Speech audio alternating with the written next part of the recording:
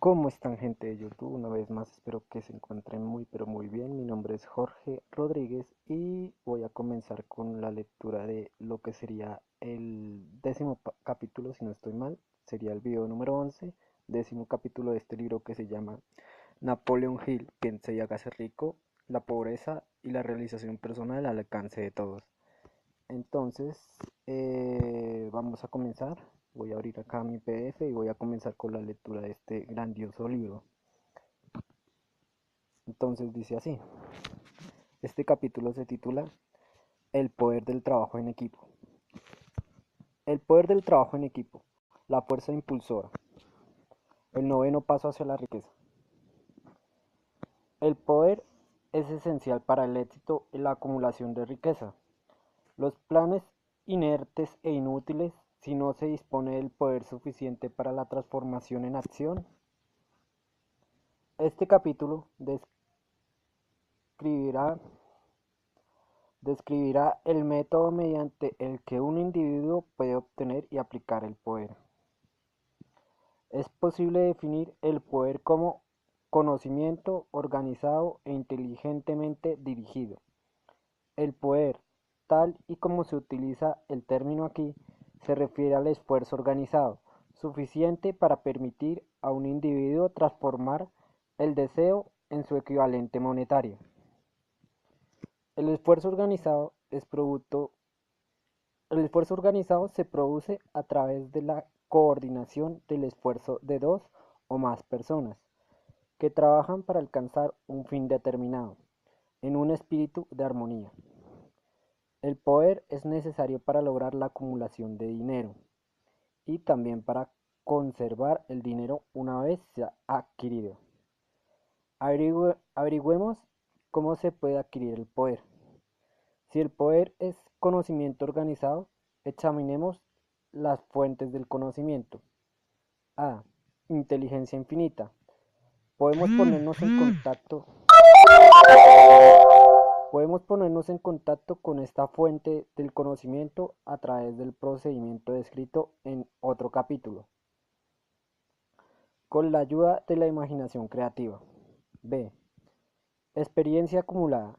La experiencia acumulada del hombre o, se, o sea, o esa parte de la misma que ha sido organizada y registrada.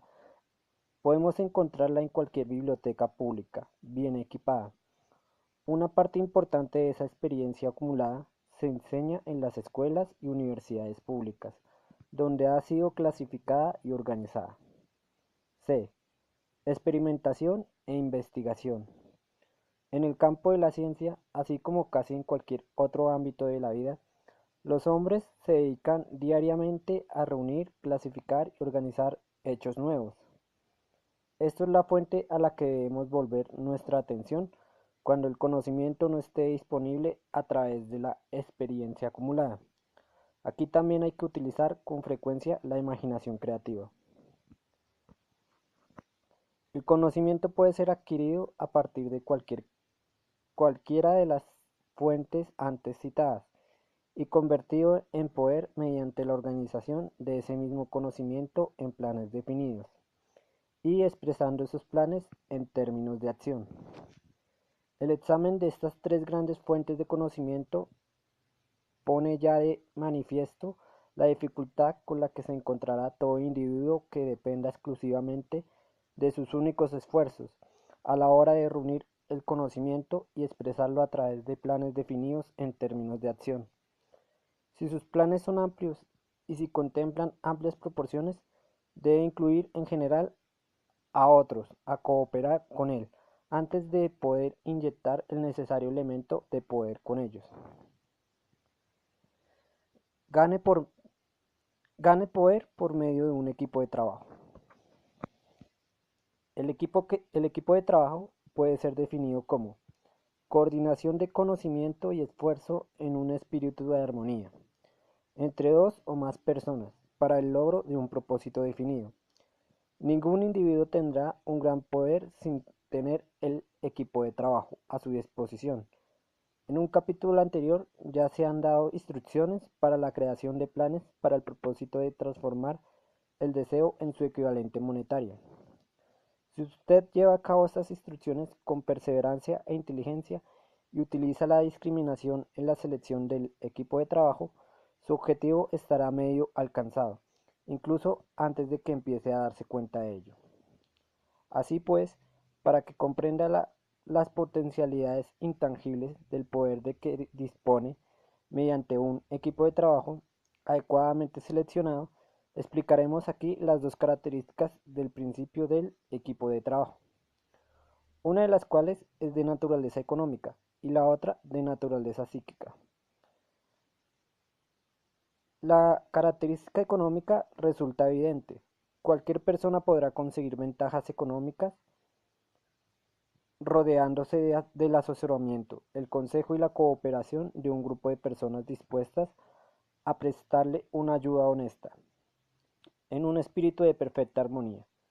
Esta forma de alianza cooperativa ha sido el fundamento de casi todas las grandes fortunas.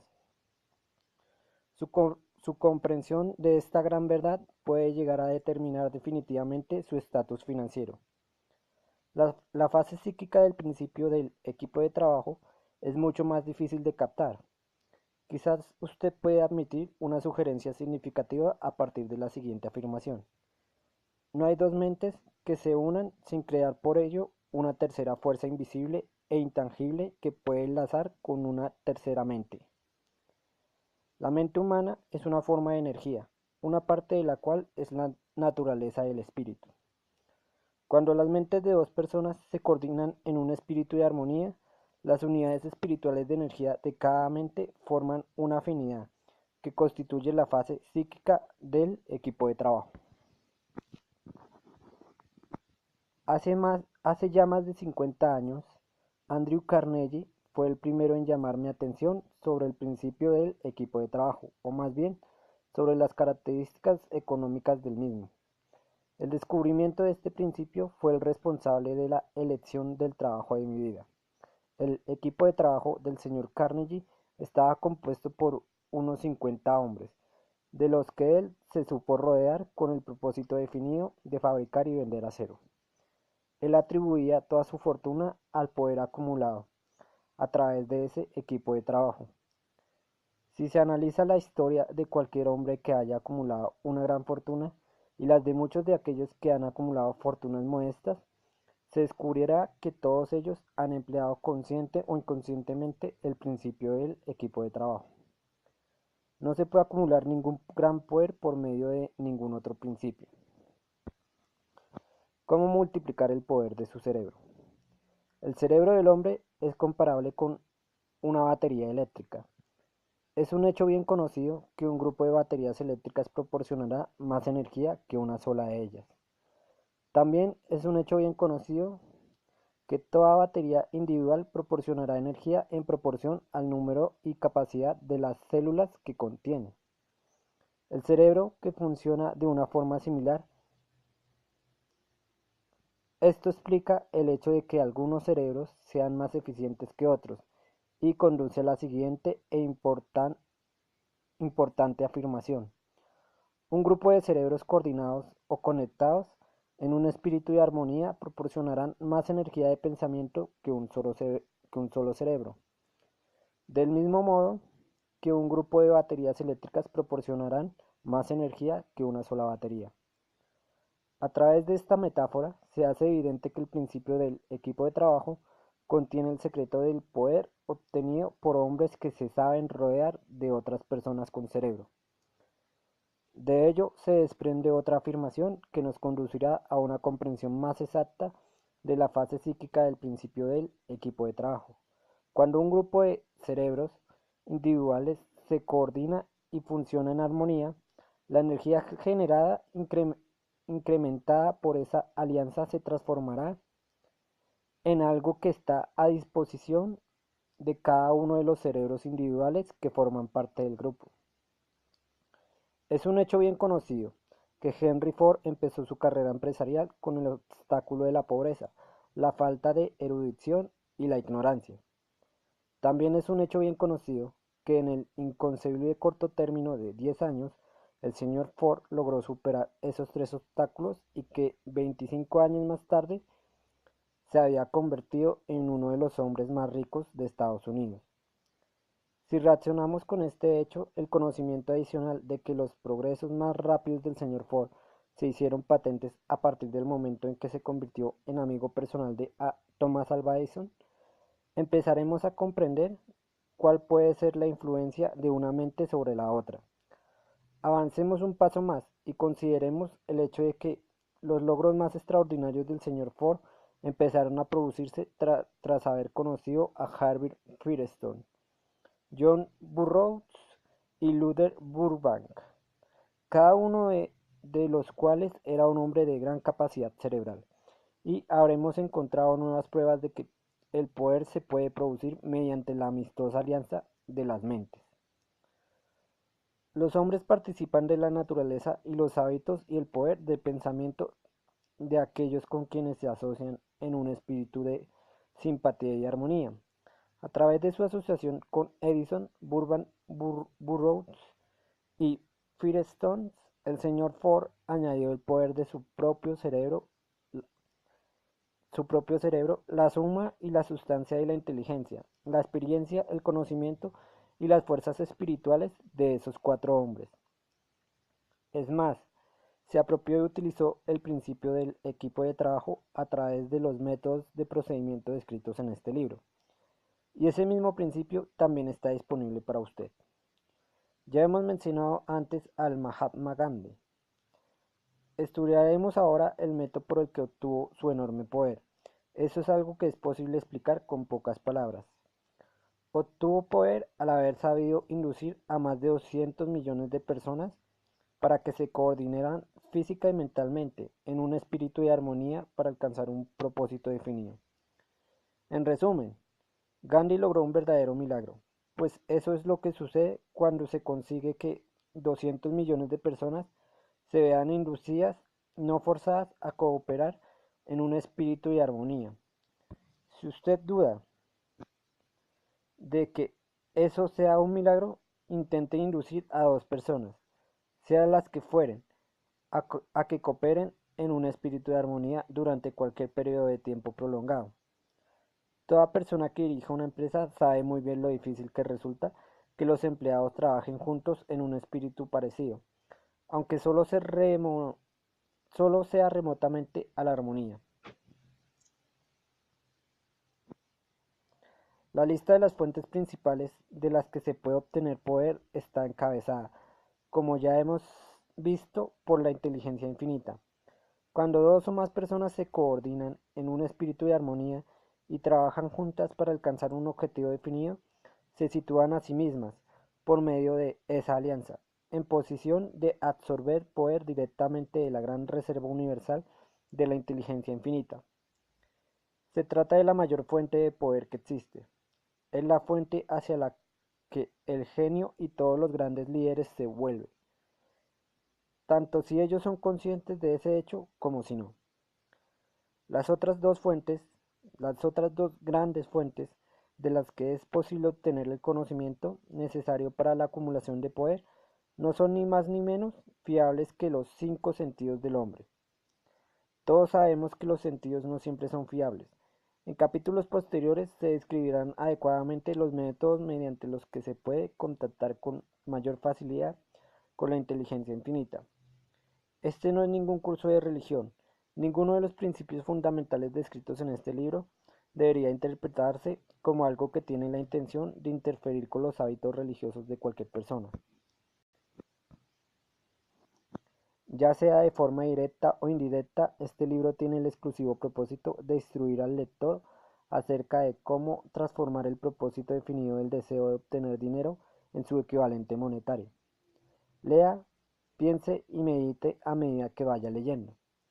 El tema no tardará en desplegarse ante usted en su conjunto, y entonces podrá ver con la necesaria perspectiva. Lo que está viendo ahora son los detalles de cada uno de los capítulos individuales. El poder de las emociones positivas. El dinero es tímido y elusivo. Tiene que ser procurado y obtenido por métodos no muy distintos a los que emplea una persona enamorada y decidida, que persigue a la pareja de sus sueños. Coincidiendo con ello, el poder utilizado en el acto de cortejar el dinero no se diferencia en mucho del que se utiliza para cortejar a una mujer. Para que ese poder se utilice con éxito en la obtención del dinero, debe ser mezclado con la fe, debe ser mezclado con el deseo, debe ser mezclado con la perseverancia, debe ser aplicado mediante un plan y ese plan debe ser puesto en acción. Cuando el dinero aparece en grandes cantidades, fluye hacia aquel que lo acumula con la misma facilidad con la que el agua fluye hacia abajo. Existe una gran corriente invisible de poder que puede compararse con la de un río, excepto que una parte fluye en una dirección y se lleva consigo a todos los que se encuentran en ese lado de la corriente, en dirección a la riqueza, y la otra lo hace en dirección opuesta, y se lleva hacia la miseria y la pobreza a todos los que no logran salir de ella. Todo aquel que haya acumulado una gran fortuna ha reconocido la existencia de esta corriente de la vida. Consiste en un proceso de pensamiento. Las emociones positivas del pensamiento forman el lado de la corriente que le lleva a uno hacia la fortuna. Las emociones negativas forman el lado de la corriente que le lleva a uno hacia la pobreza. Esto contiene un pensamiento de una gran importancia para toda aquella persona que esté siguiendo este libro con el propósito de acumular una fortuna. Si se encuentra usted en el lado de la corriente del poder que conduce a la pobreza, esto puede servirle como una especie de remo, mediante el cual impulsarse a sí mismo hacia el otro lado de la corriente, pero solo le servirá mediante la aplicación y el uso. La simple lectura y juicio sobre lo que lee, ya sea en un sentido o en otro, no le beneficiará en nada. La pobreza y la riqueza suelen cambiar de lugar. Cuando la riqueza ocupa el lugar de la pobreza, el cambio se produce a través de planes bien concebidos y cuidadosamente ejecutados. La pobreza, en cambio, no necesita de plan alguno. No necesita que le ayuden porque es enérgica y ruda. En cambio, la riqueza es reservada y tímida y, por lo tanto, tiene que ser atraída. La felicidad se encuentra en hacer, no solo en poseer. Y con esto terminaría este capítulo número 10. Muchas gracias por verme y nos vemos en un próximo capítulo.